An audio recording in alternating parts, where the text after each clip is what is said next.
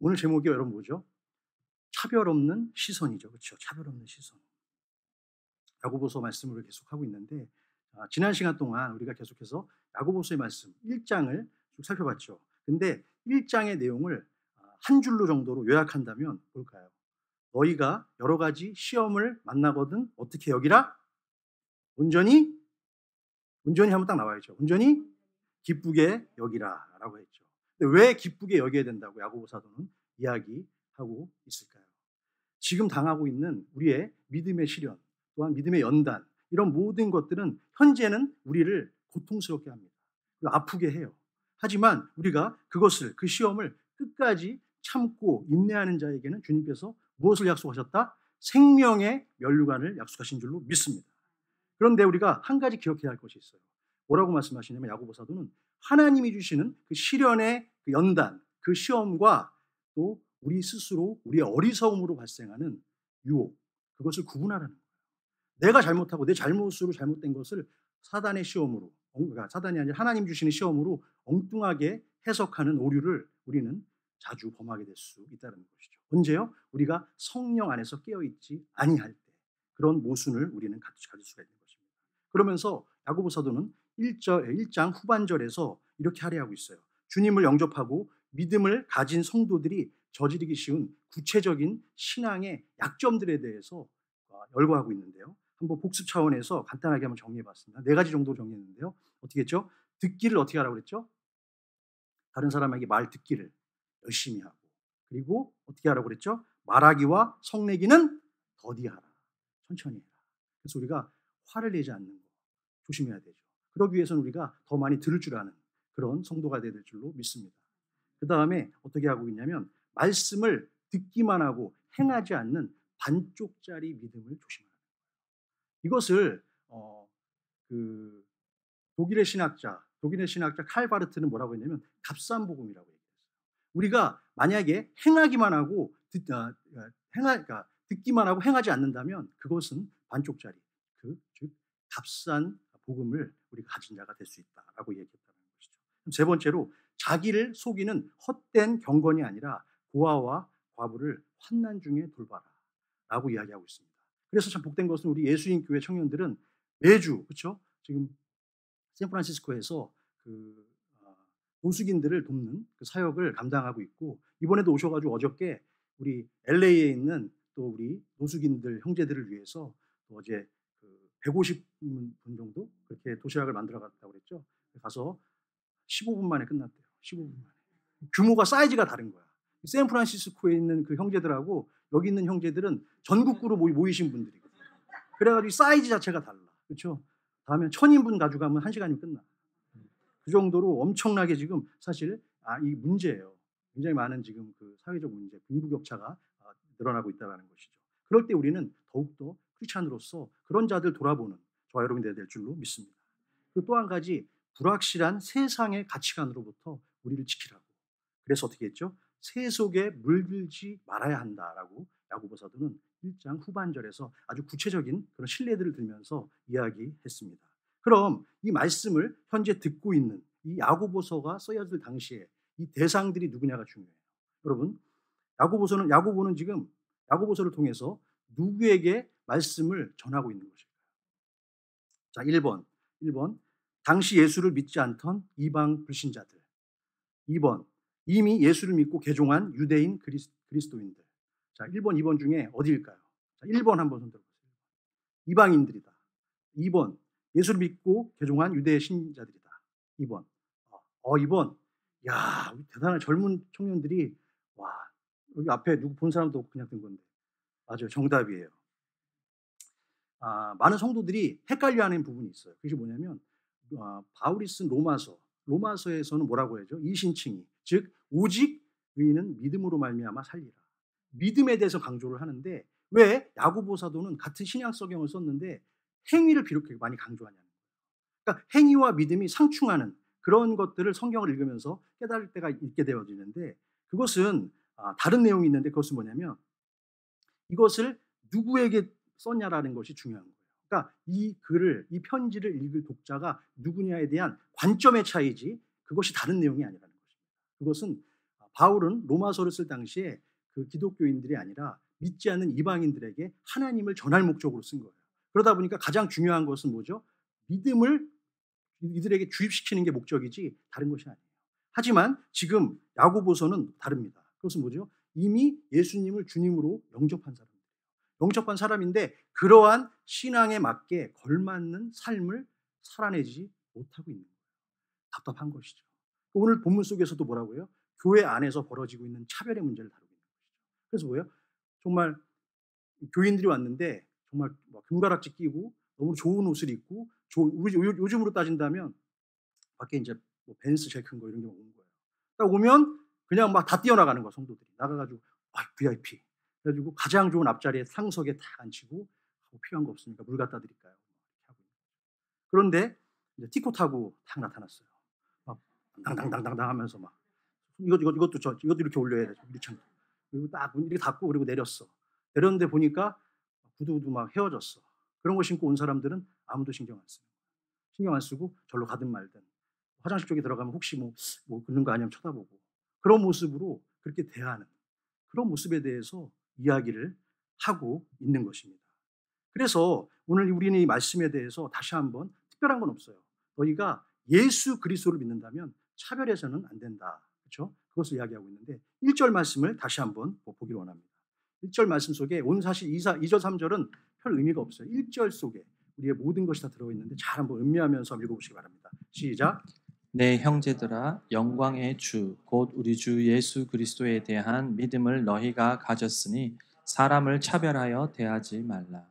그렇죠. 여러분 여기서 답이 나와 있어요. 자, 아까 제가 말씀드렸잖아요. 대상에 대한 부분을 우리가 확실히 알고 있다면 이것을 알 수 있는 것이죠.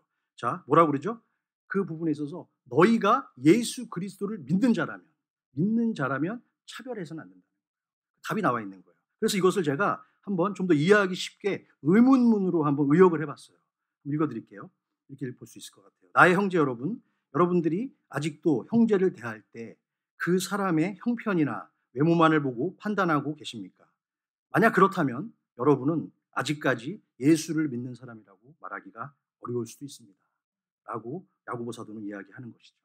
그러면 야고보 사도는 당시 교회 안에 존재하고 있었던 이미 이 차별의 문제를 왜 이렇게 심각하게 2장을 시작하면서 첫 화두로 우리에게 던지고 있을까요? 자, 여러분 이것은 무엇이냐면 그 초대교회 당시에 그 기독교인들은 차별을 받았습니까? 안 받았습니까? 엄청난 차별을 받았죠. 예수를 믿는다는 것 때문에 끌려가서 사제의 밥이 되기도 하고 창에 찔리기도 하고 유럽에 가보면 여러분 카타콤 같은 데 가면 거기에 수많은 해골들이 그냥 꽉 차 있습니다. 전 가서 본 적이 있는데 엄청나요. 근데 그것이 다 좀 끝까지 몰려서 예배를 드리다가 마지막 궁지에 몰린 사람들이 창에 찔려서 죽은 그런 사람들의 시신이 보관되어 있는 그런 곳이 있는데 그런 차별과 그런 멸시 속에서 예수 그리스도의 사랑이 또 복음이 전해졌던 것을 경험했던 그런 사람들이 어떻게 해요? 결국에는 자기들도 자기 안에서 이제 좀 형편이 나아졌다고, 상황이 나아졌다고, 같은 성도를 차별하는, 같은 성도를 업신여기는 그러한 문제들이 교회 안에 팽배하게 벌어졌다는 것입니다. 이것은 비단 교회 밖의 문제는 아니죠. 이 차별의 문제는 우리가 살고 있는 모든 세계 속에서 어쩌면 계속해서 지금 보여지고 있습니다. 간단하게 한번 예를 들어볼게요. 여러분, 남녀 간의 성차별 문제가 있습니까? 없습니까? 아직까지 존재할까요? 안 할까요? 여성분들 느끼세요? 청년들도 벌써 느껴요? 그렇구나. 있습니다. 우리가 사실은 차별이 없는 곳은 LA 지역에 가면 화장실 가면 차별이 없어요. 미치겠어. 어제도 스타벅스 갔는데 딱 해가지고 남자 한 명 들어갔다 여자 한 명 들어갔다가 왔다 갔다 왔다 갔다. 너무 저는 아직도 어색하더라고요. 그런 차별은 없지만 사실 한국에 같은 경우는 어떻게 되죠? 같은 조건의 청년들이 회사를 들어갔어요. 들어갔는데 열심히 일을 해. 그래가지고 대리까지 승진했어. 거기까지는 좋았어. 인정도 받았어. 그러다가 결혼해가지고 임신을 턱거덕 한 거야. 그러니까 어떻게 돼요? 배가 불러 나오잖아요. 그렇죠? 임신했으니까. 배가 불러 나오면 나오는 만큼 차별을 당하는 거예요. 그러다가 나중에 맞다리 가까워지면 어떻게 돼요? 그만두지 않고는 버틸 수 없는 상황으로 몰고 가요. 그만두라고는 얘기 안 합니다. 근데 그만두지 않고는 힘든 상황으로 몰고 가는 그것이 바로 우리 사회 속에 존재하고 있는 차별이겠죠. 또한 정규직과 비정규직 문제. 얼마 전에 어떤 청년이 자살을 했어요. 한국에서. 근데 이 청년이 왜 자살을 했냐? 자기가 아무리 회사를 지원했는데 다 떨어져. 그래서 비정규직으로 일을 하다 보니까 미래가 없는 거야. 그래가지고 그 국가 공무원은 아니고 공기업 같은데 이제 시험을 본 거예요.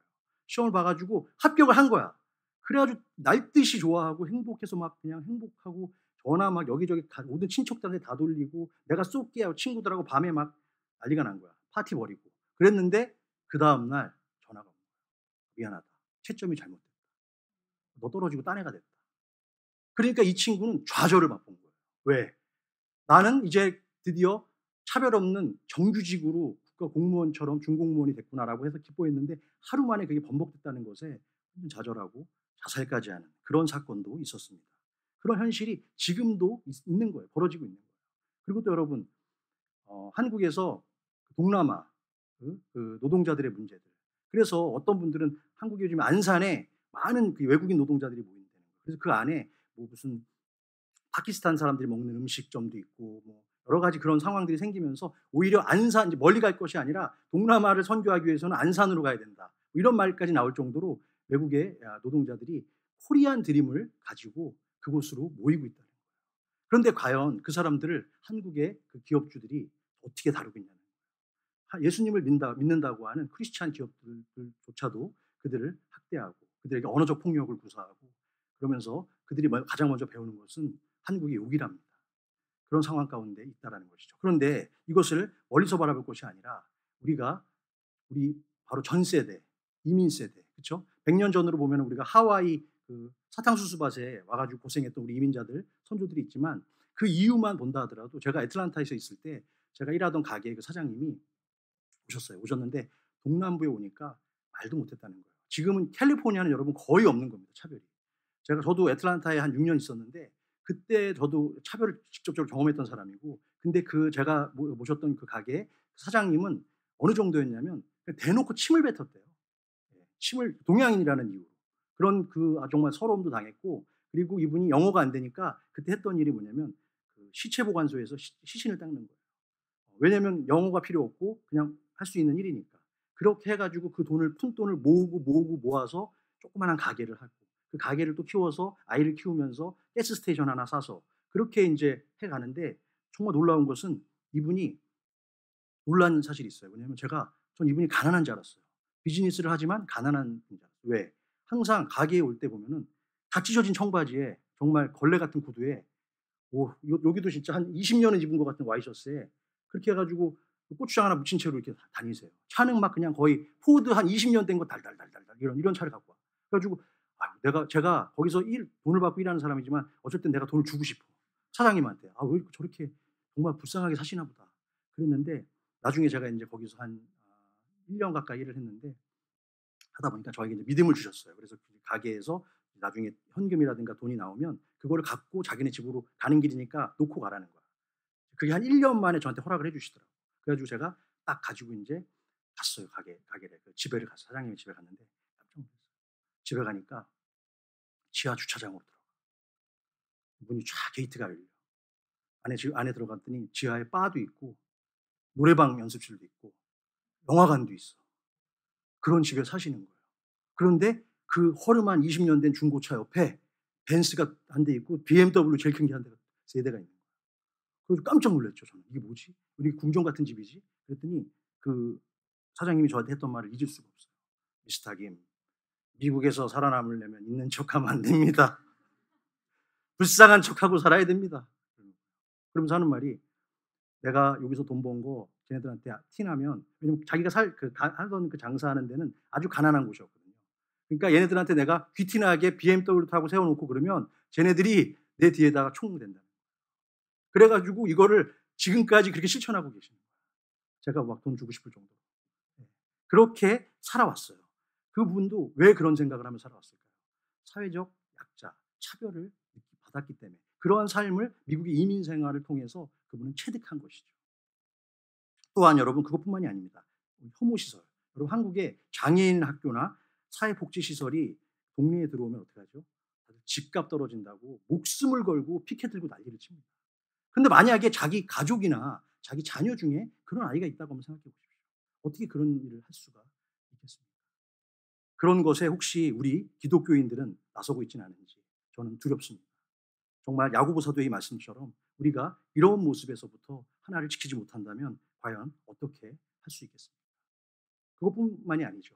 우리가 사실 사람을 보면서 외모에 대한 차별도 상당히 많이 하는 편이죠. 그렇죠? 완벽한 외모를 보고 판단할 분은 없으시겠죠? 농담이고요. 제가 그 전에 청년을 맡을 때 지금 잊을 수 없는 사건이에요. 한 청년이 있는데 너무 저한테 찾아왔어요. 자기는 심각하게 꺼내놓은 거예요.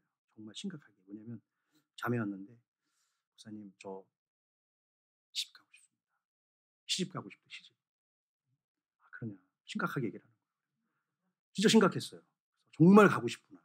목사님이 발이 넓으시니까 좀 좋은 남편감 좀 구해주십시오. 다 그러더라고요. 아, 그래. 그렇게 하고 기도하자. 그럼 끝난 건데, 이 청년이 건강해요. 아주 건강해요. 그래서 저는 정말 사랑하는 마음으로 살 좀 뺐으면 좋겠다. 그렇게 했는데 그게 화살로 들어간 거예요. 그래서 제가 그 이후에 청년부 나올 때까지 얼마나 시달렸는지 알았어요.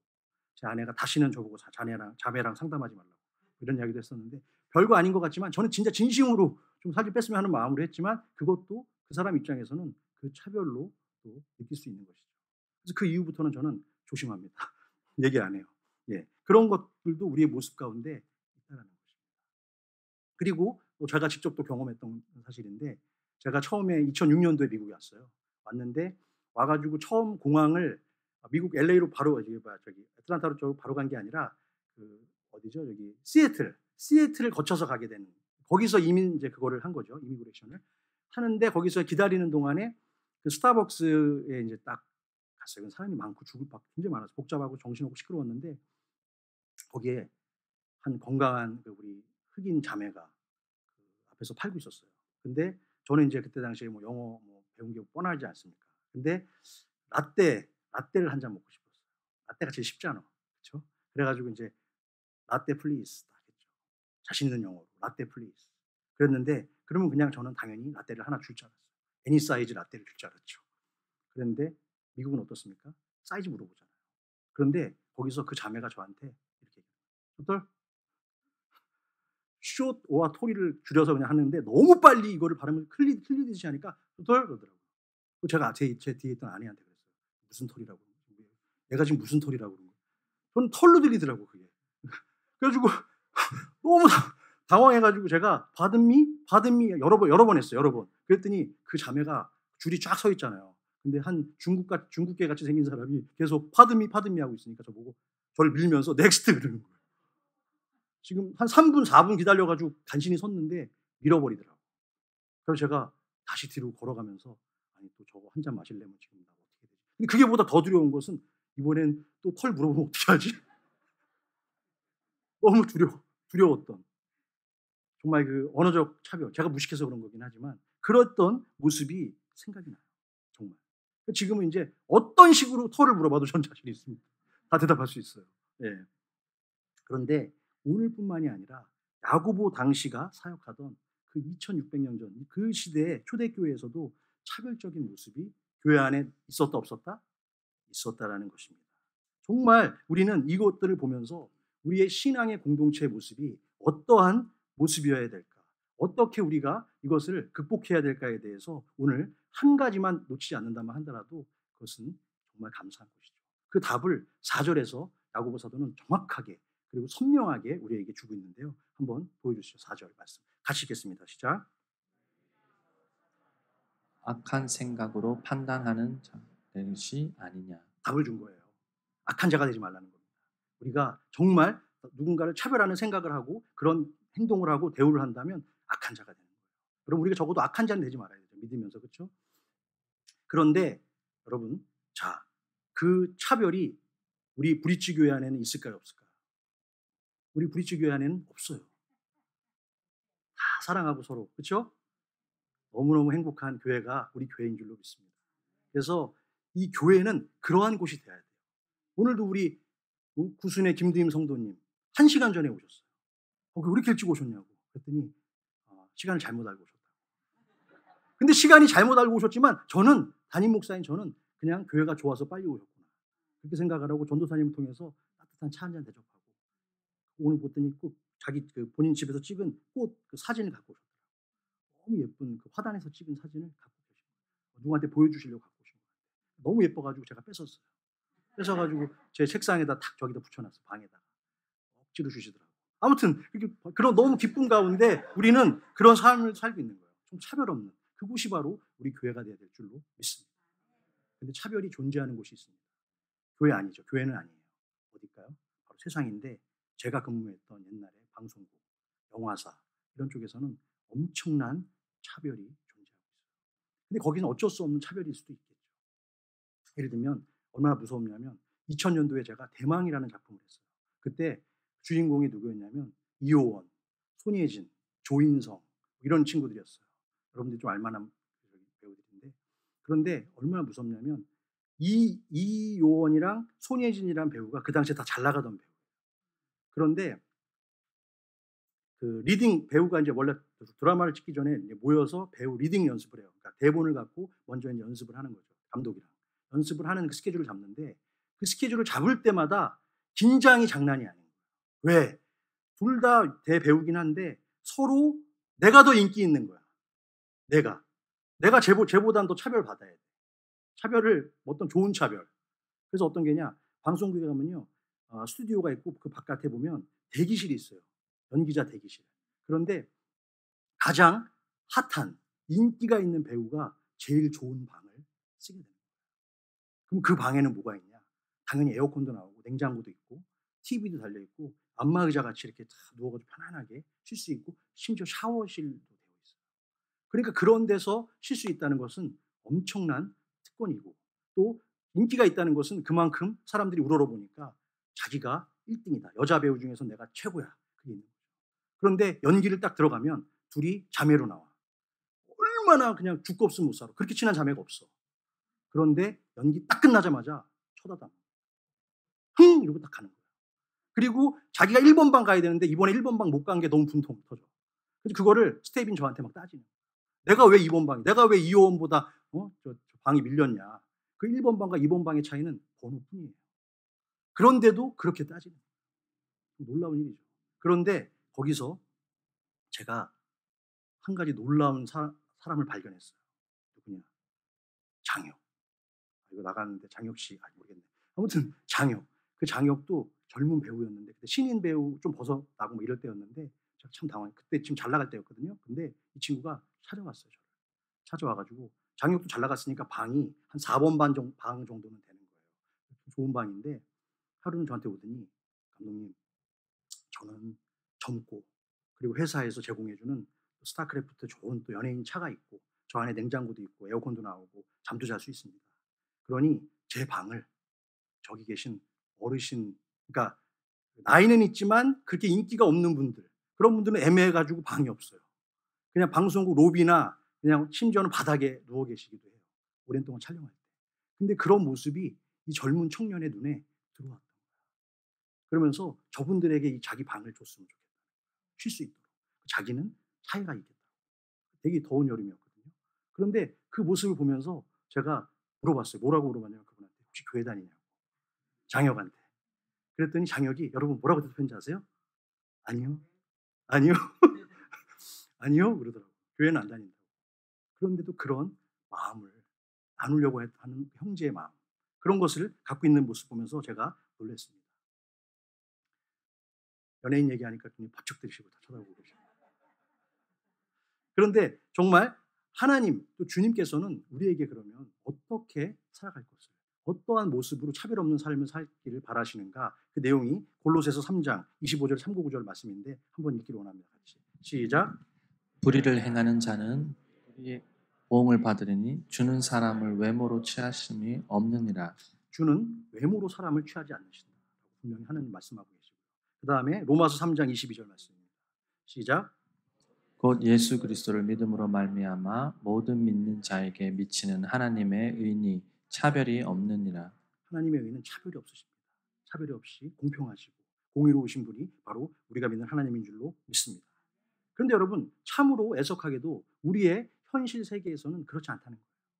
교회에서도 간혹 그렇지 않은 모습들이 보이기 시작한다고 보이는 경우도 있다라는 것이죠. 그래서 현실 세계에서 우리가 인간관계의 모습을 통해서 네 가지 타입의 어떤 그 사람을 차별하는 모습 또는 사람을 사랑하는 모습의 그 타입의 대인관계가 있거든요. 그것을 한번 준비해서 여러분들에게 소개하기를 원하는데 첫 번째 그 좋지 않은 모습이겠죠. 그 인간관계의 모습을 한번 보기 원하는데 같이 읽겠습니다. 시작.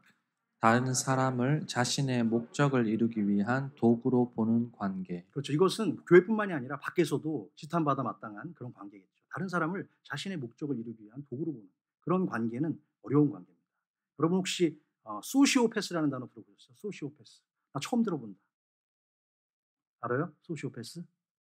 처음 들어본 사람도 있어요? 자, 우리가 사이코패스는 들어봤죠. 사이코패스는 아주 막 그 연속 살인을 저지른다거나 사회적으로 아주 지탄받아 마땅한 그런 범죄자들을 우리가 사이코패스라고 하죠. 이 소시오패스는 뭐냐? 반사회성 인격 장애자. 바로 이것을 그 소시오패스라고 하는데 요 근래 와서 재조명되고 있다. 왜 그러냐? 이런 사람들이 은근히 우리 사회에 많아지고 있다. 지금 어떤 사회학과 학자가 발표한 거에 의하면 우리 주변에 소시오패스적인 패턴을 갖고 있는 사람이 25명당 1명꼴로 존재하고 있다. 이 그룹에도 한 명 있는 거죠. 누구야 지금?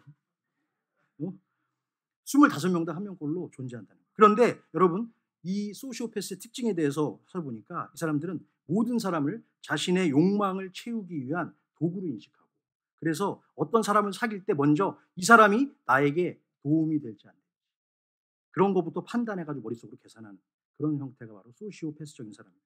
그래서 이들은 돈과 힘을 가진 사람들에게는 간과 쓸개를 내주고 사회적 약자나 힘이 없거나 아무 쓸모가 없다고 생각하면 전혀 관심을 두지 않는 그런 모습이라는 거예요. 그런데 이것이 비단 우리하고는 전혀 상관이 없는 문제일 거예요. 전혀 관계없는 일인데 우리의 모습이 성령 충만하지 않으면 어느 순간 이런 모습들이 우리 속에서 나올 수 있다 없다? 나올 수 있다는 것을 우리는 조심해야 되는 것입니다. 그 다음 두 번째 유형의 모습입니다. 같이 보기 바랍니다. 시작. 다른 사람을 있는 그대로의 모습으로 인정하고 보는 관계. 이것은 다른 사람 위에 다른 사람이 있고 다른 사람 밑에 다른 사람이 있다 이런 관계가 아니라 그냥 수평적인 관계로 보는 가장 인도주의적인 관점으로 사람을 만나고 관계를 맺는 그냥 노멀한 관계예요. 얼마 전에 우리가 아프가니스탄에서 탈레반이 그 정권을 장악했죠. 그러니까 뭐 공항으로 몰리고 막 비행기가 날아가는데 거기서 떨어지고 난리도 아니었잖아요. 그렇죠? 뉴스 다 보셨죠? 그런데 그 가운데 각국 정부가 자신의 그 자국민들, 그 아프가니스탄에서 자국민들을 도왔던 현지인들을 자기네 수송기로 데려가기 위한 작전을 펼쳤죠. 그런데 우리 한국의 미라클 작전이라는 그 작전이 대성공을 했습니다. 그래서 현지에서 대사관 직원들이나 현지 상사 주재원들을 도왔던 그 가족, 그 사람들의 가족까지 다 가지고 토탈 391명이 얼마 전에 대한민국 품으로 안전하게 돌아왔습니다. 감사한 일이죠. 그들은 정말 그렇게 했던 부분에 대해서 끝까지 만약에 남아 있었다면 텔레반에 의해서 외국에 그 협력했다는 이유로 죽임을 당할 수도 있는 그런 어려운 가운데 있었지만 한국 정부가 그들의 인권을 보호해준 감사한 일입니다. 그런데 여러분 어떤 일이 있었냐면 그 바깥으로 탈출해가지고 그 케냐인가 어디 다른 지역에 머물러서 이제 공수송기로 오게 되는데 거기에 391명이 아니라 392명이 탔다는 거예요. 2명. 어떤 한 사람이 잘못한 거야. 그러니까 누가 몰래 데려온 걸 수도 있지. 가족은 다 데려온 게 맞는데 가족이 아닌 사람이 한 명이 있었다는 거예요. 그러면 우리가 생각할 때는 아유 그렇게도 어떻게든 나온 건데 한 명 더 수송기에 뭐 의자 없는 것도 아니고 하나 더 해가지고 데려오면 되잖아요. 그렇죠? 우리 그렇게 생각할 수 있잖아요. 그런데 외교부에서 그 사람을 돌려보내라고. 왜? 만약에 그 사람이 정말 가족이 아닌 게 확인이 됐는데 그 사람을 데려갔을 경우에 어떤 문제가 생기냐? 다른 사람들과 형평성 문제가 생겨요. 그러면 나도 내가 친한 친구도 있었는데 이럴 수 있는 거 아니에요. 그렇기 때문에 정말 마음이 아프지만 그 사람을 거기서 내보냈다는 거예요. 인도주의적인 관점은 정말 좋은 것 같고 노멀한 것 같지만 끊어질 때는 끊어질 수밖에 없는 그런 관계가 될 수밖에 없습니다. 그렇다면 우리 크리스찬들에게는 어떤 형태의 대인관계가 필요할 것인가? 세 번째 유형입니다. 세 번째. 시작. 다른 사람을 나의 형제 자매로 보는 관계. 그렇죠. 이것은 형제를 사랑하는 관계. 즉 피를 나눈 형제처럼 우리가 정말 형제 자매로 보는 그런 관계인 가장 건강한 인간관계 유형인 줄로 믿습니다. 그래서 여러분 어떻게 됐어요? 지난주에 우리 예수인교회 청년부가 금요일 날 왔잖아요. 그렇죠? 우리는 그리스도 안에서 한 형제입니까? 아닙니까? 한 형제 자매인 줄로 믿습니다. 아멘. 그렇죠. 그러니까 만나도 반가운 거예요. 좋은 거예요. 그냥 같이 함께 있음이 행복한 것이죠. 주 안에서 아름다운 형제연합, 이것이 하나님이 보시기에 가장 아름다운 성도의 모습인 줄로 믿습니다. 그래서 성경 우리에게 뭐라고 가르칩니까? 나 따라하세요. 내 이웃을 내 몸과 같이 사랑하라. 우리가 다 알고 있고 항상 이야기하고 암송하는 구절이지만 내 이웃을 내 몸과 같이. 여러분 쉽지 않습니다. 당장 이번 주에 청년들이 왔는데 목사님이 청년들하고 같이 이야기가 좀 그러니까 목사님 어떡하지? 이 생각을 했어요. 제 방을 내어드렸잖아요. 그렇죠? 근데 잠깐 생각을 하게 돼요. 그래도 아유 내 방까지 나도 불편한데 3일 동안 뭐 내 방까지 그냥 뭐 목사님 알아서 자겠지 뭐 소파에서 주무시면 되지 뭐 이렇게 생각하지 않으려고 노력할 수밖에 없는 거예요. 왜? 형제로 생각하면. 그렇죠? 제 집까지 내어드리지 못해서 죄송합니다. 그런 마음을 가져야 돼요. 죄송한 마음을 가져야 돼요. 그런 마음으로 우리가 살아가야 될 줄로 믿습니다. 그리고 또 주님 뭐라고 말씀하셨습니까? 너가 대접받고 싶은 대로 다른 사람을 대접하라고 했습니다. 어저께 제가 아침 예배 오늘 어저께 너무 은혜로운 말씀 감사했는데 새벽 토요 아침 예배 마치고 나서 우리 청년들 뭐 먹냐 아침에 뭐 먹냐 뭐 준비됐냐 그랬더니 시리얼 먹는 거예요. 시리얼. 청년들이 시리얼 먹는구나. 좀 약하다. 이렇게 한마디 제가 했는데 그 말을 또 받으셔가지고 우리 신욱 집사님께서 귀한 아침을 든든하게 그렇죠? 든든해가지고 점심 안 먹어도 괜찮았지. 그 정도로 베풀어 주셨는데 이게 또 형제 사랑인 것이죠. 너무 감사했어요. 정말. 그런 것처럼 그렇게 했는데 또 저녁에 여러분 놀라운 일이 벌어졌잖아요. 놀라운 일이. 와, 저는 우리 동건이가 자꾸만 조셉이가 왜 이렇게 따라다니나 했어요. 근데 그냥 형님 누나들 오니까 좋은 거야. 그래가지고 같이 찬양하고 막 갔어. 갔는데 그 부일 설렁탕이 아니라 삼계탕. 그렇죠? 거기 LA에서 가장 맛있는 삼계탕 집이잖아요. 거기를 다 청년들이 간 거야. 왜? 우리 또 샌프란시스코 촌구석에서 왔으니까. 여기 LA에서 맛있는 또 삼계탕 먹어야지. 그래가지고 갔는데 거기서 세상에 조셉이가 카드를 긁은 거야. 21명 곱하기 삼계탕 꽤 나왔을 거야. 꽤 나왔을 것 같아. 그런데 긁었어요. 그리고 와가지고 열심히 찬양 연습하고 있더라고.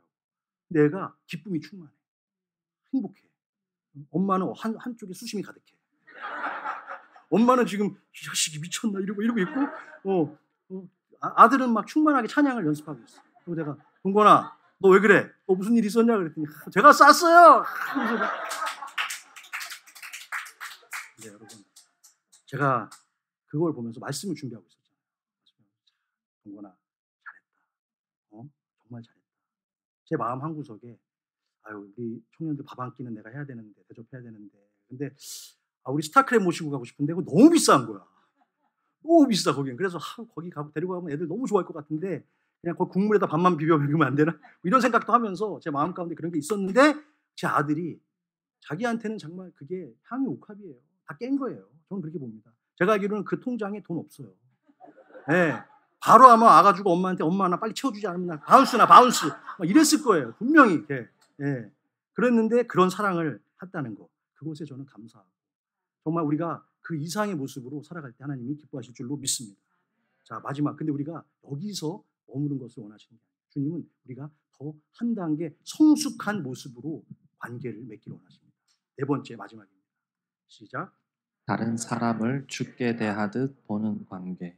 바로 이것이 하늘 시민권자의 모습이 되어야 될 줄로 믿습니다. 천국에서는 여러분 누구보다 낮은 것도 없고 높은 것도 없습니다. 다 공평합니다. 가진 자나 없는 자나 있는 자나 다 부한 자나 아무 상관없습니다. 다 하나님 안에서 사랑을 누리는 그 축복의 관계. 그것이 죽게 대하듯 주님께서 우리를 위해서 이 낮고 낮은 땅에 십자가 복음을 위해서 피를 흘리신 그 사랑인 줄로 믿습니다. 그래서 사도 바울은 로마서 15장 1절에서 이렇게 이야기하고 있습니다. 볼까요? 시작. 믿음이 강한 우리는 마땅히 믿음이 약한 자의 약점을 담당하고 자기를 기쁘게 하지 아니할 것이라. 그렇죠. 여러분 믿음이 내가 강해서 강한 것이 아니라 내가 정말 다른 사람에게 그만큼의 사랑과 긍휼을 전할 수 있다면 그 사람의 믿음이 강한 거예요. 강한 자가 약한 자를 감당하는 게 당연한 거잖아요. 우리의 그런 사랑으로 그런 마음으로 여러분의 가정에서 여러분의 직장에서 여러분의 모든 일터에서 여러분의 삶 가운데 그것을 나타낸다면 그것이 바로 빛과 소금의 역할이 될 줄로 믿습니다. 여러분 정말 한때 정말 전 세계를 지배했고 호령했던 그 로마 제국 그 로마 제국이 무너졌습니다. 그런데 여러분 그냥 무너진 게 제국도 무너졌지만 그 제국이 무너지면서 어떻게 됐죠? 결국엔 313년에 로마 제국은 기독교를 국교로 승인하게 되었죠. 그런데 결국에는 그렇게 탄압했던 그들이 그 기독교를 자기네 국교로 승인할 수밖에 없는 데에는 두 그룹의 헌신이 있었다고 합니다. 그 첫 번째 그룹은 따라해 보세요. 여성. 여기 있는 여성분들 대단해요. 여성 그룹의 헌신과 사랑이 있었다는 거예요. 그 당시 여자들은 좀 사회적 약자고 사람으로 취급도 안 하는 그런 어려운 가운데 있었는데 그들은 믿음의 공동체 안에서 계속 주님만을 의지하고 바라보면서 계속 헌신하고 목숨 걸고 끝까지 자신의 가정과 자신의 그 모든 교회를 지켰던 그 그룹이 바로 여성 그룹이에요. 그래서 우리 교회도 보면은 한국 교회 특히 그렇잖아요. 우리 권사님들, 여자 젊은 집사님들이 하나가 될 때 그 교회는 발전하는 줄로 믿습니다. 여성들의 은근한 그 카리스마와 그 믿음이 굉장히 중요해요. 그 가정의 가운데 그게 흐르는 가정은 건강하게 쓰는 것을 저는 보게 됩니다. 정말 요즘 현재 계신 우리 여성분들 다 보면서 사랑합니다, 축복합니다, 박수 한번 해주세요. 정말 하나님의 그 사랑이 그 분명히 안에 흐르고 있는 거예요. 그다음 두 번째 그룹이 있었는데 공로자가 있었는데 그들은 바로 믿음을 가진 일부 노예들이라는 거예요. 그 당시에 여러분 초대교회의 로마 시민의 3분의 1 정도가 노예였어요. 이것은 왜 그러냐면 로마가 식민지 그룹을 확장하면서 계속 사람들을 데리고 오는 거죠. 뭐로? 노예로. 데려와가지고 너무 나중에 많아져가지고 이게 사회 문제가 된 거예요. 사회 문제가 돼가지고 노예들이 이제는 노예로 처음에 있다가 힘은 있으니까 주인들을 죽이고 주인의 가정도 죽이고 파괴하는 그런 사회적 문제들이 막 벌어지기 시작했는데 그때 여러분 일부 그 크리스찬 노예들 그 노예들이 그것을 자기네 주인들을 지켜주고 그리고 거기서 열심히 기도하고 그 주인들을 섬겨줬다는 거예요.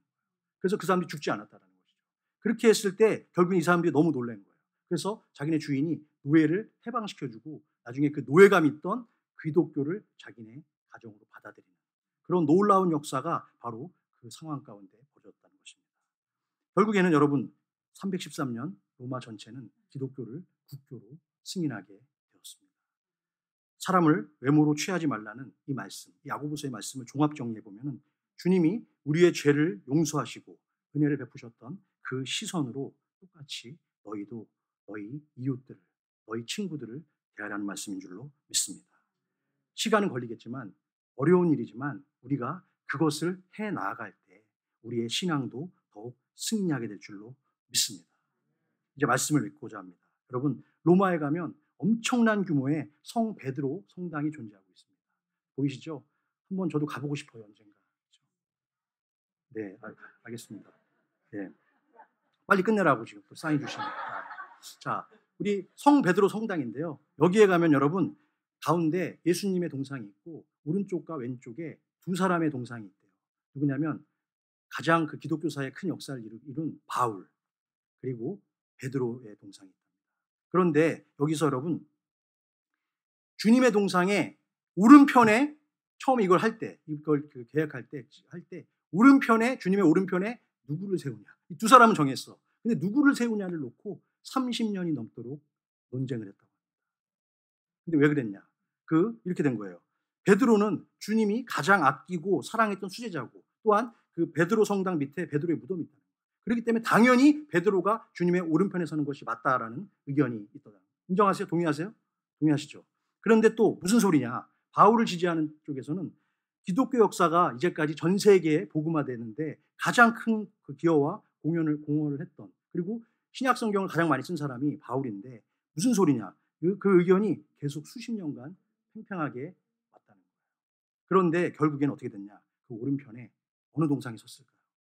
바울과 베드로 중에 베드로의 동상이 섰답니다. 왜 이렇게 섰냐? 베드로는 바울에 비하면 가방끈도 짧고 그렇죠? 그리고 어떻게 됐죠? 인간적인 약점과 허물도 많았잖아요. 3번이나 부인했고 여러 가지 연약한 모습들을 많이 보였죠. 그렇지만 주님은 오히려 베드로와 같이 연약한 자를 택하시고 그 곁에 두고 싶어 하실 것이다 라는 위원회의 최종 결정이 있었다고 합니다. 그렇습니다. 우리 주님은 연약한 자를 들어 쓰시는 줄로 믿습니다.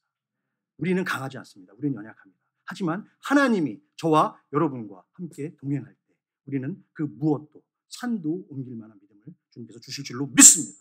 아무것도 없던 우리 무일푼이었지 않습니까? 정말 아무것도 없었어요.